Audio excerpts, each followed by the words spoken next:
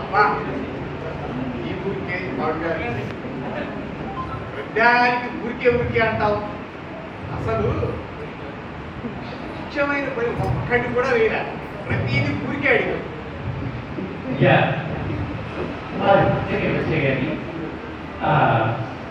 మరి రేపు ఇప్పుడు నాట్య శిక్షణ కార్యక్రమానికి వేరైనట్టుంది. మరి శిష్యులు వచ్చేటువంటి సమయం కూడా అయింది కదా. మరి మేము వెళ్ళిరామా? వచ్చే సమయం నేను మళ్ళీ వచ్చి కలుస్తాను. ఎందుకంటే మేము ఊరికినాగా పద్మనాభరావు ఇన్ని ఎక్కడ పట్టుకొచ్చావయ్యా? నేను